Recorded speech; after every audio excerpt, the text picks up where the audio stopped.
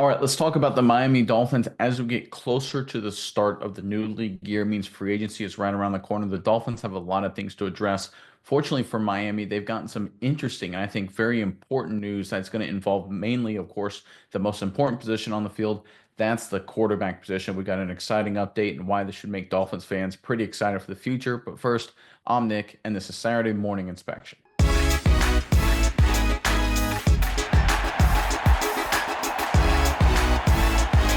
All right, it's no secret the Miami Dolphins right now are dealing with a challenging salary cap situation. They've already made some cuts to alleviate some of the salary cap burden, but there's question marks around this team. How long is Mike McDaniel going to be the head coach? Greer, the GM? Is Tua really the right answer long term at the quarterback position?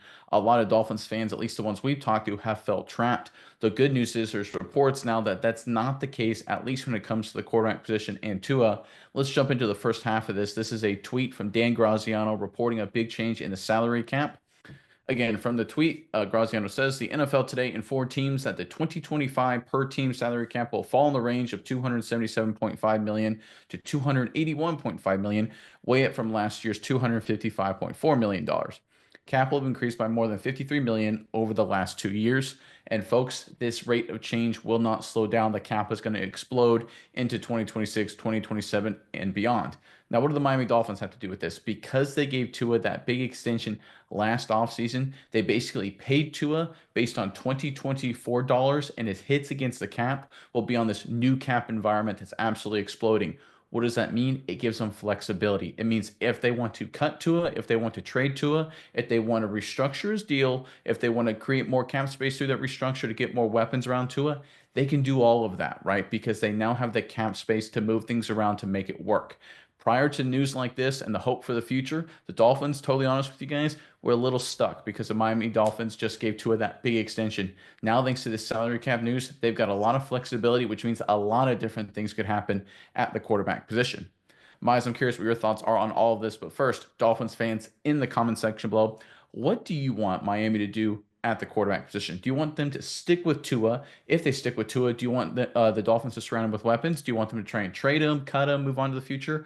Whatever it may be, give us your thoughts on Tua Tagovailoa with the Miami Dolphins and what you want the team to do with this guy. Give us your thoughts in the comment section. But Miles, I will throw it over to you now. What are your thoughts on just everything going on with the Miami Dolphins now that they've got more flexibility due to the salary cap?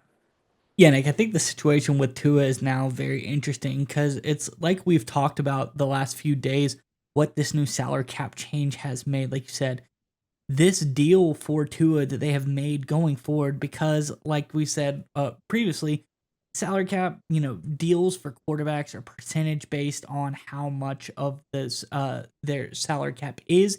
And Tua is at a lower rate now, which if the Dolphins decided some reason to trade Tua to a different team, he's more appealing because he's still a good quarterback. He's a solid quarterback. He's by no means, anything to scoff at. He has real trade value if they decided they want to trade him, but he's on a team friendly ish deal now compared to what we're going to see here in the next 2 to 3 years. We're going to see, quarterbacks getting paid an ungodly amount of money here. Tua will look very, very manageable in those aspects. But also, like you said, you brought up Tua. Now the Dolphins have more cap, and they will have more cap next year. They'll have even more cap the next year after that to help build this team around Tua's cap situation. So I think they've set themselves up.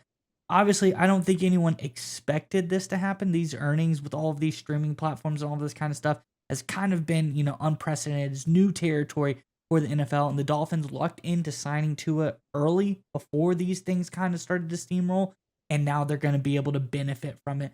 So whether they want to load up on weapons, or they want to extend guys, do whatever they want to do, get new offensive linemen, load up on defense, who knows what they decide to do.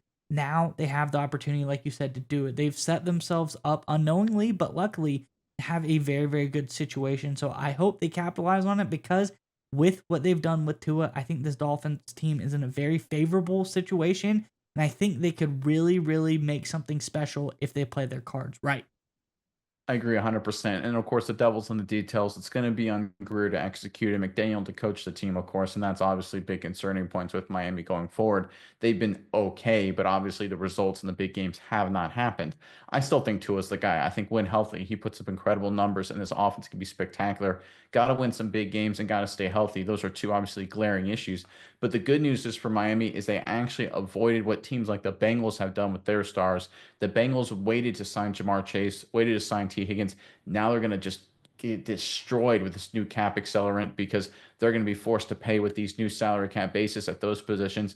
The Miami Dolphins, a lot of people criticize them for giving Tua that big extension coming off the concussions. They look really smart now because this salary cap deal, folks, it is only going to get bigger and bigger and bigger. And Tua is locked in until 2029. His salary cap doesn't get hit, doesn't get bigger than 65 million bucks. That's in 2028. By then, the salary cap is projected the way we're on now to be about 375, $400 million. So even with a $65 million cap hit at the end of his deal, that would still be a discount percentage wise. The Miami Dolphins, whether, hey, by luck or by design, it worked out for him perfectly. Now they have flexibility. If they can restructure his deal, I think they'll try and do that to open up cap space and then try and add some pieces around him, fix some holes on this defense. They've got a lot of flexibility. They got some great news, and it's only the Dolphins and a few other teams that are in this boat. Some teams that signed their quarterbacks 2, 3, 4 years ago, they're going to have to re-sign them over the next year or two. They're going to get hit with the big money, and any team that's trying to sign their quarterback now or they drafted a young guy, they're going to have to shell out big dollars as well. Looking at you, Houston Texans, is a prime example of that with CJ Stroud. The Dolphins, they've got the flexibility. Things were going south based on their salary cap situation. They perked up. Great news here at the quarterback position. Now it's their opportunity to take advantage of it.